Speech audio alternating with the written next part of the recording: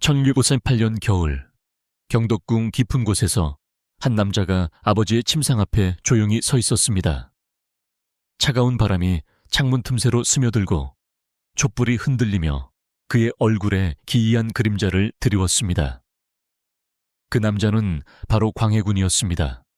평범한 서자로 태어나 형들에게 밀려 별 볼 일 없는 왕자였던 그. 그런데 누가 알았겠습니까? 바로 이 남자가 조선 역사상 가장 충격적인 폐륜을 저지르며 왕좌를 차지하게 되리라는 것을. 임진왜란의 혼란 속에서 세자로 책봉되었지만 여전히 아버지 선조의 의심과 견제 속에서 살아야 했던 비운의 왕자였습니다. 그날 밤 선조가 갑작스럽게 승하했습니다. 15년간 조선을 통치했던 임금이 하루아침에 세상을 떠났고 광해군이 즉시 왕위에 올랐습니다. 하지만 궁궐에서는 수상한 소문들이 돌기 시작했습니다. 선조의 죽음이 너무나 갑작스러웠다는 것, 그리고 광해군이 아버지의 임종을 지켜보던 그 순간의 기이한 표정이었습니다. 과연 광해군은 어떻게 아버지를 제거하고 왕위를 차지할 수 있었을까요? 그리고 왜 역사는 그를 폐륜하라고 부르게 되었을까요? 오늘은 조선 역사상 가장 논란이 많은 인물 중 하나인 광해군의 충격적인 진실을 파헤쳐 보겠습니다. 이런 흥미진진한 역사 이야기가 마음에 드신다면 구독 버튼을 누르고 알림 설정도 켜주세요. 그럼 지금부터 광해군의 놀라운 이야기 속으로 들어가 보겠습니다. 고 75년 한양에 어느 궁궐에서 울음소리가 터져 나왔습니다. 조선 14대 임금 선조의 둘째 아들이 태어난 것입니다. 하지만 이 아이의 운명은 처음부터 순탄하지 않았습니다. 어머니는 공빈 김씨, 궁녀 출신의 후궁이었거든요. 당시 조선에서 서자의 지위는 참담했습니다. 아무리 임금의 아들이라 해도 적자가 아닌 이상 왕위 계승에서는 한참 뒤로 밀려날 수밖에 없었습니다. 특히 광해군에게는 적장자인 임해군이라는 형이 있었습니다. 총명하고 기백이 넘치는 임해군은 선조의 기대주였고 자연스럽게 차기 왕위 계승자로 여겨졌습니다. 어린 광해군은 이런 현실을 일찍부터 깨달았습니다. 궁궐의 시종들도 그를 대할 때는 형 임해군과는 확연히 다른 태도를 보였죠. 둘째 왕자님이라는 호칭 속에는 미묘한 거리감이 담겨 있었습니다. 하지만 광해군에게는 남다른 점이 있었습니다. 바로 뛰어난 관찰력과 인내심이었습니다. 형 임해군이 직성적이고 감정적인 성격이었다면 광해군은 조용히 상황을 지켜보며 기회를 노리는 타입이었습니다. 궁궐의 복잡한 정치적 역학관계를 누구보다 빨리 파악했고 자신이 살아남기 위해서는 무엇이 필요한지도 일찍부터 깨달았습니다. 어느 날 선조가 두 아들을 불러 학업 성취를 시험해 본 적이 있었습니다. 임해군은 자신만만하게 대답했지만 몇 가지 실수를 범했습니다. 반면 광해군은 신중하고 정확하게 답변했습니다. 선조는 둘째 아들의 침착함에 은근히 감탄했지만 여전히 적장자인 임해군을 더 챙겼습니다. 이런 경험들이 쌓이면서 광해군의 마음속에는 묘한 감정이 자라나기 시작했습니다. 아버지에 대한 사랑과 원망, 형에 대한 질투와 경계심, 그리고 언젠가는 자신도 인정받고 싶다는 간절한 욕망이었습니다. 천고 75년 한양의 어느 궁궐에서 울음소리가 터져 나왔습니다. 조선 14대 임금 선조의 둘째 아들이 태어난 것입니다. 하지만 이 아이의 운명은 처음부터 순탄하지 않았습니다. 어머니는 공빈 김씨, 궁녀 출신의 후궁이었거든요. 당시 조선에서 서자의 지위는 참담했습니다. 아무리 임금의 아들이라 해도 적자가 아닌 이상 왕위 계승에서는 한참 뒤로 밀려날 수밖에 없었습니다. 특히 광해군에게는 적장자인 임해군이라는 형이 있었습니다. 총명하고 기백이 넘치는 임해군은 선조의 기대주였고 자연스럽게 차기 왕위 계승자로 여겨졌습니다. 어린 광해군은 이런 현실을 일찍부터 깨달았습니다. 궁궐의 시종들도 그를 대할 때는 형 임해군과는 확연히 다른 태도를 보였죠. 둘째 왕자님이라는 호칭 속에는 미묘한 거리감이 담겨 있었습니다. 하지만 광해군에게는 남다른 점이 있었습니다. 바로 뛰어난 관찰력과 인내심이었습니다. 형 임해군이 직성적이고 감정적인 성격이었다면 광해군은 조용히 상황을 지켜보며 기회를 노리는 타입이었습니다. 궁궐의 복잡한 정치적 역학관계를 누구보다 빨리 파악했고 자신이 살아남기 위해서는 무엇이 필요한지도 일찍부터 깨달았습니다. 어느 날 선조가 두 아들을 불러 학업 성취를 시험해 본 적이 있었습니다. 임해군은 자신만만하게 대답했지만 몇 가지 실수를 범했습니다. 반면 광해군은 신중하고 정확하게 답변했습니다. 선조는 둘째 아들의 침착함에 은근히 감탄했지만 여전히 적장자인 임해군을 더 챙겼습니다. 이런 경험들이 쌓이면서 광해군의 마음속에는 묘한 감정이 자라나기 시작했습니다. 아버지에 대한 사랑과 원망, 형에 대한 질투와 경계심, 그리고 언젠가는 자신도 인정받고 싶다는 간절한 욕망이었습니다. 1902년 4월, 조선의 역사를 바꾼 임진왜란이 터졌습니다. 왜군의 침입으로 나라 전체가 혼란에 빠졌고 선조는 급히 한양을 떠나 의주로 피란을 가야 했습니다. 바로 이때 광해군의 운명에 결정적인 변화가 찾아왔습니다. 피란길에서 선조는 중대한 결정을 내렸습니다. 세자 임해군은 함께 의주로 데려가고 둘째 아들 광해군은 분조를 이끌고 강원도에 남아 의병 활동을 지휘하라는 명령이었습니다.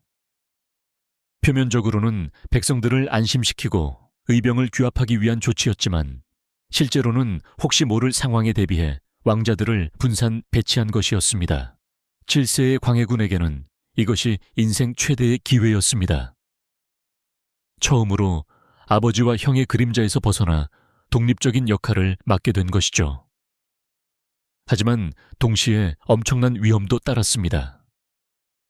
왜군이 언제 쳐들어올지 모르는 상황에서 경험 없는 왕자가 분조를 이끌고 항전한다는 것은 목숨을 거는 일이었습니다. 그런데 놀랍게도 광해군은 이 시련을 기회로 바꿔냈습니다. 그는 강원도와 경상도 일대를 돌아다니며 의병장들을 만나고 백성들을 위로했습니다. 궁궐에서만 자란 왕자가 보여준 진정성에 사람들은 감동했습니다. 특히 인상적이었던 것은 평양 탈환 작전에서의 모습이었습니다. 명군과 조선군이 연합해 평양을 되찾을 때 광해군은 직접 전선에 나가 장군들과 함께 작전을 논의했습니다. 비록 실전 경험은 부족했지만 그의 열정과 진심은 모든 사람에게 전해졌습니다. 이런 광해군의 활약상은 의주에 있던 선조에게도 전해졌습니다. 처음에는 둘째 아들에게 큰 기대를 하지 않았던 선조였지만 연이은 보고를 받으면서 점차 생각이 바뀌기 시작했습니다. 반면 함께 피란을 온 임해군은 술과 향락에 빠져 있어 아버지를 실망시켰습니다. 전쟁이 계속되면서 상황은 더욱 극적으로 변했습니다. 임해군이 왜군에게 포로로 잡히는 사건이 발생한 것입니다. 비록 나중에 풀려났지만 이 사건은 선조에게 큰 충격을 주었습니다. 적장자가 포로가 되는 동안 둘째 아들은 목숨을 걸고 나라를 지키고 있었으니까요. 마침내 1992년 11월 선조는 중대한 결정을 내렸습니다. 임해군을 세자에서 폐하고 광해군을 새로운 세자로 책봉한다는 교지가 내려진 것입니다. 조선 역사상 이례적인 일이었습니다. 서자가 적자를 제치고 세자가 된 것이죠. 하지만 이 순간부터 광해군의 진짜 시련이 시작되었습니다. 임해군과 그 지지 세력들의 원한을 사게 되었고 조정의 일부 대신들도 서자 출신 세자를 못마땅해 했습니다. 무엇보다 선조 자신도 마음속으로는 여전히 복잡한 감정을 가지고 있었습니다. 세자가 된 후 광해군의 삶은 겉보기에는 화려해 보였지만 실제로는 가시밭길의 연속이었습니다. 선조는 아들을 세자로 책봉해 놓고도 끊임없이 의심하고 견제했습니다. 특히 전쟁이 끝난 후에는 이런 경향이 더욱 심해졌습니다. 선조의 의심은 여러 가지 형태로 나타났습니다. 첫째, 광해군의 측근들에 대한 감시와 견제였습니다. 세자를 따르는 신하들이 조금이라도 독자적인 움직임을 보이면 즉시 문제 삼았습니다. 둘째, 중요한 정치적 결정에서 광해군을 배제하는 것이었습니다. 세자임에도 불구하고 국정에 참여할 기회를 주지 않았죠. 가장 큰 문제는 왕위 계승에 대한 선조의 변심이었습니다. 전쟁 중에는 광해군의 능력을 인정했지만 평화가 돌아오자 다시 적자에 대한 미련을 버리지 못했습니다. 특히 1966년 임목대비에게서 영창대군이 태어나자 이런 경향은 더욱 심해졌습니다. 영창대군은 임목대비의 소생으로 적자였습니다. 비록 아직 어린아이였지만 선조는 은근히 이 막내 아들에게 기대를 걸기 시작했습니다. 심지어 일부 대신들과 함께 영창대군을 새로운 세자로 옹립하려는 움직임까지 보였습니다. 이런 상황에서 광해군은 극도의 불안감에 시달렸습니다. 임진왜란 때 목숨을 걸고 나라를 지켰고 세자로 책봉받은 지 15년이 지났지만 여전히 왕위는 불안정했습니다.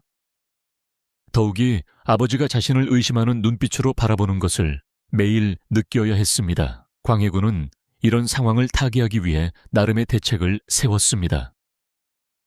우선 자신의 정치적 기반을 다지기 위해 북인 세력과 밀접한 관계를 맺었습니다. 이들은 임진왜란 때부터 광해군을 지지해 온 세력으로 서인들과는 다른 정치적 노선을 가지고 있었습니다. 둘째로는 외란 때의 경험을 바탕으로 실용적인 정치 철학을 발전시켰습니다. 명나라와 청나라 사이에서 균형을 맞추는 실용 외교, 백성들의 실생활을 중시하는 민생 정책 등이 그것이었습니다. 이는 당시 조선의 주류 정치 사상과는 상당한 차이가 있는 것이었습니다. 하지만 이런 노력들이 오히려 선조의 의심을 더욱 키웠습니다. 세자가 독자적인 정치 세력을 구축하고 기존 질서와 다른 사상을 추구한다는 것이 부왕에게는 위협으로 느껴졌을 것입니다. 그렇게 긴장이 고조되던 1908년 겨울, 마침내 결정적인 순간이 찾아왔습니다.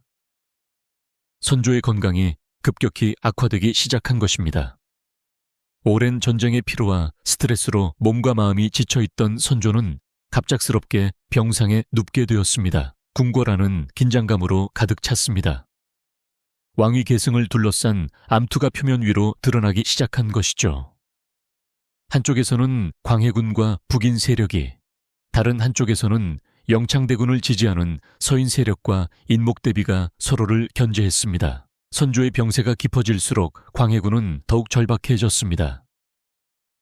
만약 아버지가 승하하기 전에 영창대군을 세자로 바꾸는 교지를 내린다면, 아니면 임종 직전에 다른 유언을 남긴다면 그동안의 모든 노력이 물거품이 될 수도 있었습니다. 바로 그때 궁궐에서는 기이한 일들이 연달아 일어났습니다. 선조를 치료하던 어이들이 하나둘씩 의문의 이유로 교체되었고, 평소 건강하던 임금이 갑자기 음식도 받아들이지 못할 정도로 쇠약해졌습니다. 무엇보다 이상한 것은 광해군이 아버지의 침전을 자주 찾는다는 것이었습니다. 당시 궁궐에서 일하던 상궁의 증언에 따르면 광해군은 매일 밤 선조의 침전을 찾아가 오랫동안 머물렀다고 합니다. 표면적으로는 아버지의 병세를 걱정하는 효심 때문이었지만 그의 표정에는 묘한 긴장감이 어려 있었다고 전해집니다. 그해 2월 1일 밤, 마침내 그 순간이 찾아왔습니다. 선조가 갑작스럽게 승하한 것입니다. 임종을 지킨 것은 광해군과 몇몇 측근들 뿐이었습니다. 임목대비는 그 순간 궁궐에 없었고 영창대군은 아직 어린아이였습니다. 선조의 죽음은 너무나 갑작스러웠습니다. 비록 병이 있었다고는 하지만 그날 아침까지만 해도 의식이 뚜렷했던 임금이 그날 저녁 갑자기 세상을 떠난 것이죠. 더욱 이상한 것은 임종 과정에서의 여러 정황들이었습니다. 우선 선조의 마지막 유언이 명확하지 않았습니다. 광해군 측에서는 광해군에게 왕위를 물려준다는 유언을 받았다고 주장했지만 이를 들은 사람은 극소수였습니다. 또한 선조의 시신에서 이상한 점들이 발견되었다는 소문도 돌았습니다. 가장 의심스러운 것은 광해군의 대응이었습니다. 아버지가 승하하자마자 그는 번개처럼 빠르게 움직였습니다. 우선 궁궐을 완전히 통제하고 주요 대신들을 소집해 즉위 절차를 진행했습니다. 마치 미리 모든 것을 준비해둔 것처럼 완벽하게 진행되었죠. 그리고 무엇보다 충격적이었던 것은 그의 표정이었습니다. 갓 아버지를 잃은 아들의 슬픔보다는 마침내 왕위를 차지한 승리자의 만족감이 더 강하게 느껴졌다는 것이 당시 목격자들의 공통된 증언이었습니다. 선조의 갑작스러운 죽음 이후 궁궐에서는 은밀한 소문들이 돌기 시작했습니다. 가장 충격적인 것은 광해군이 아버지를 독살했다는 의혹이었습니다.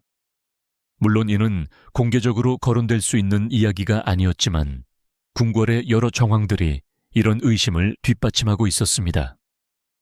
우선 선조의 병세가 이상했습니다. 처음에는 단순한 감기 증상으로 시작되었는데 갑자기 온몸에 마비 증상이 나타나면서 의식을 잃었습니다. 당시 어이들도 이런 급작스러운 변화를 설명하지 못했습니다.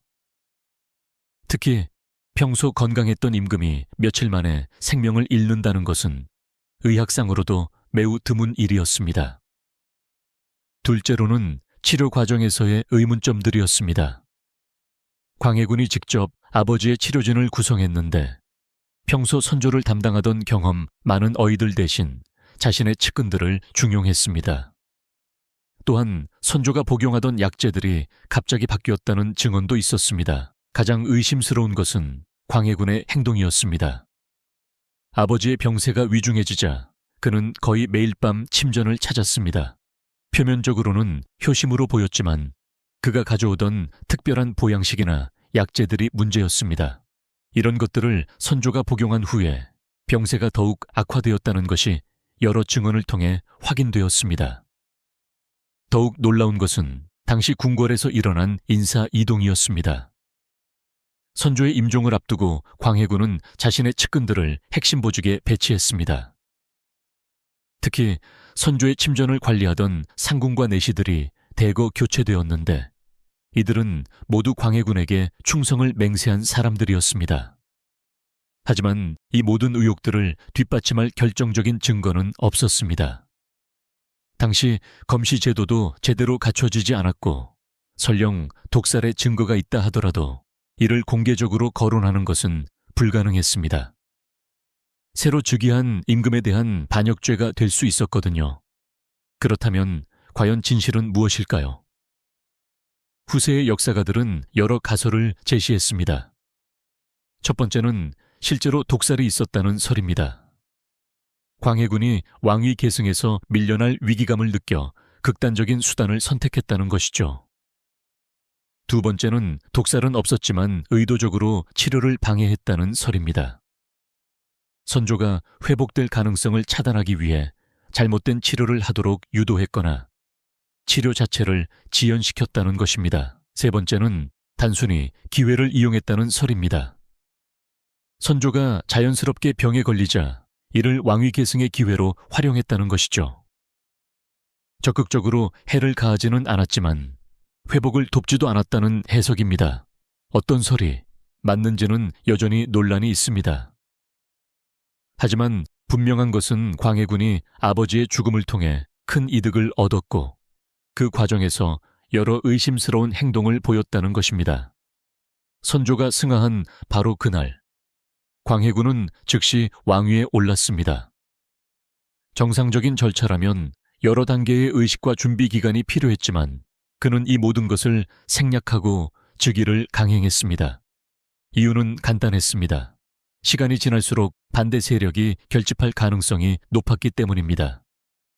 즉위식은 비공개로 진행되었습니다.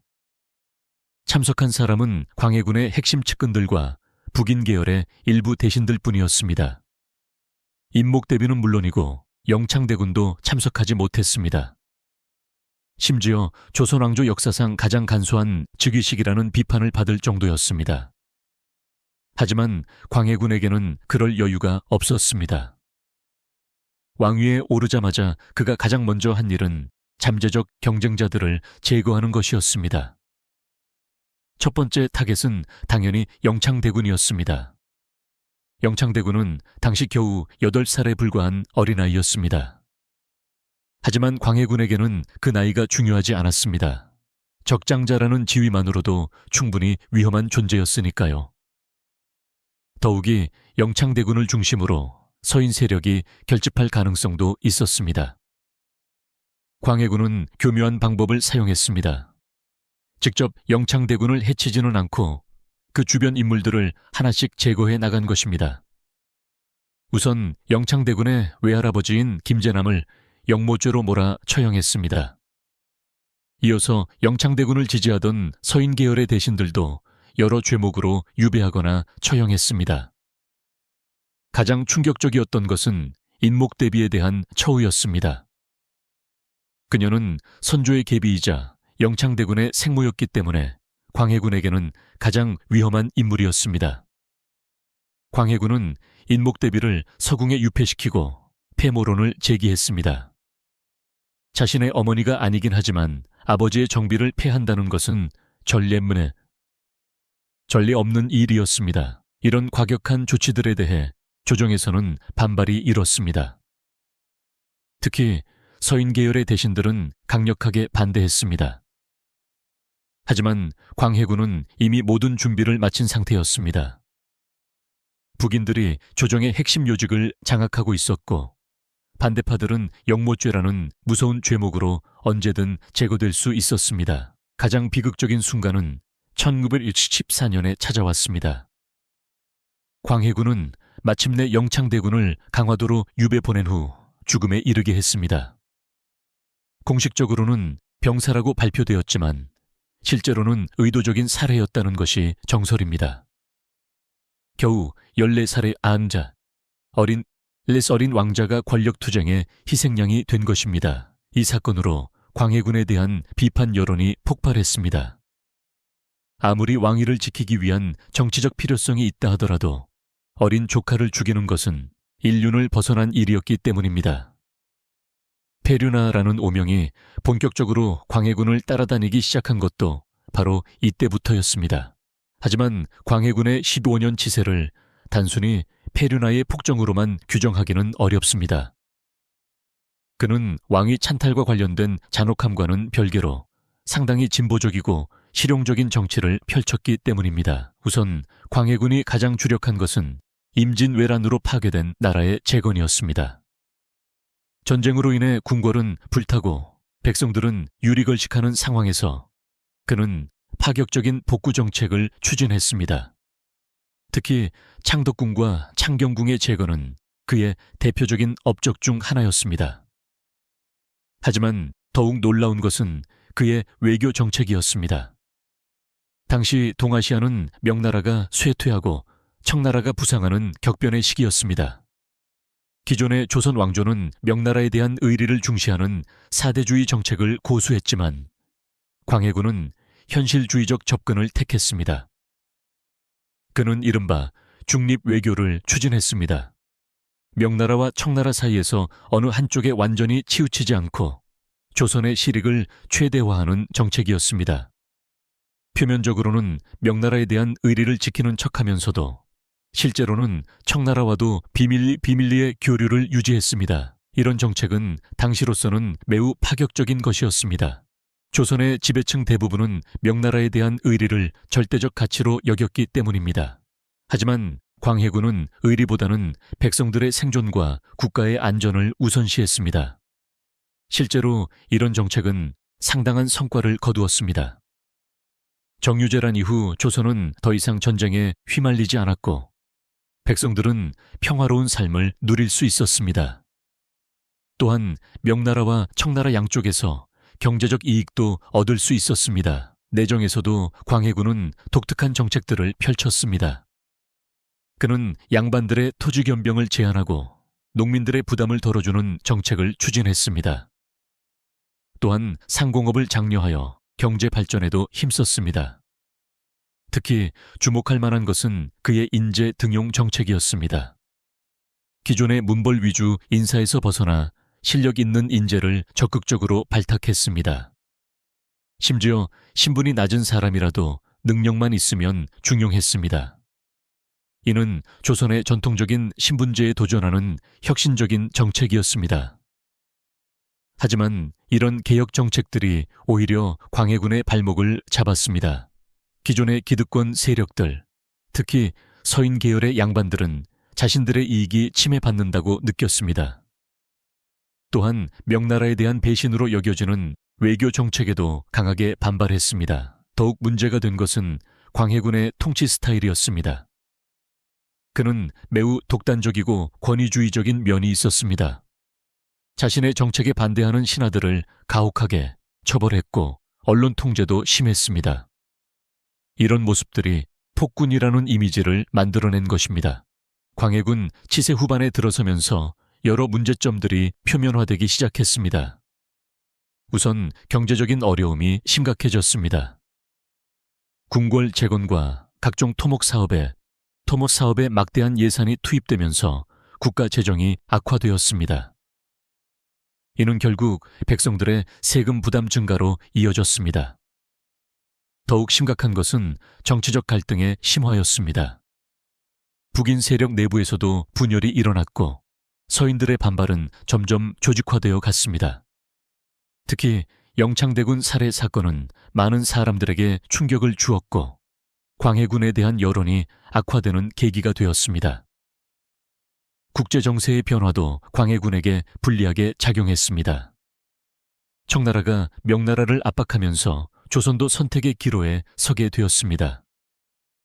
광해군의 중립외교는 한계를 드러내기 시작했고 어느 한쪽을 확실히 선택해야 하는 상황이 되었습니다. 가장 결정적이었던 것은 1923년 정묘호란의 여파였습니다.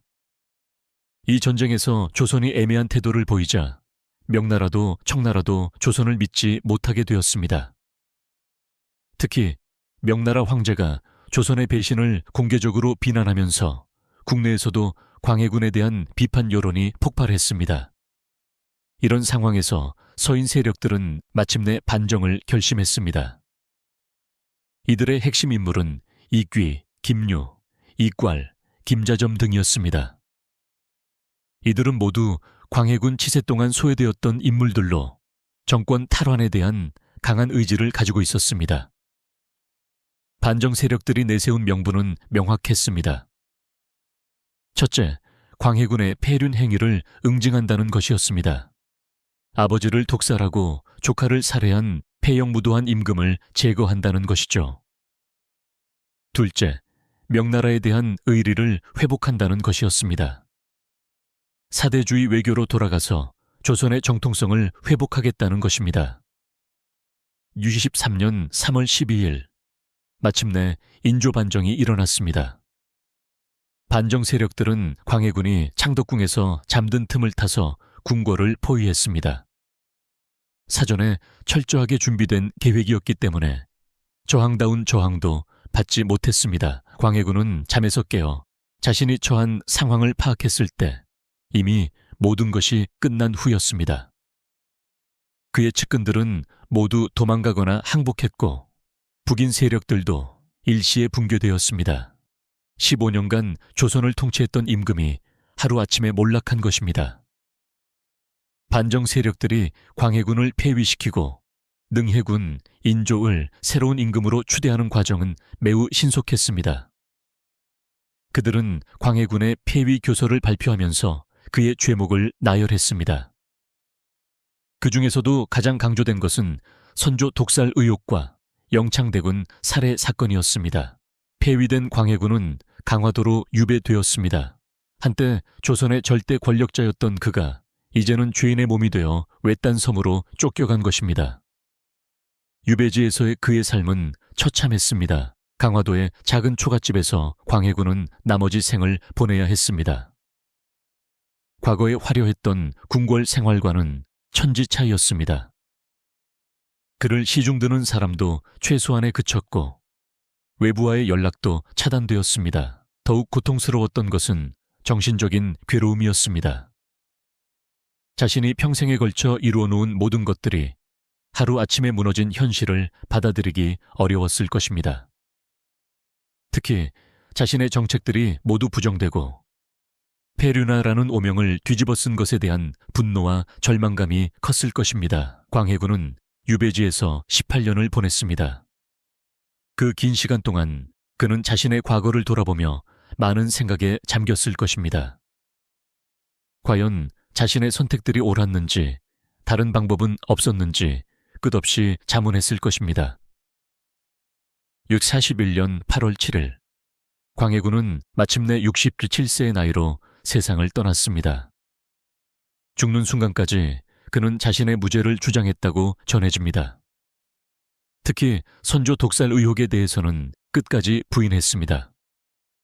하지만 그의 죽음 이후에도 논란은 계속되었습니다. 일부에서는 그가 정말로 억울하게 누명을 썼다고 주장했고, 다른 일부에서는 응당한 벌을 받았다고 평가했습니다. 광해군에 대한 평가는 시대에 따라 크게 달라졌습니다.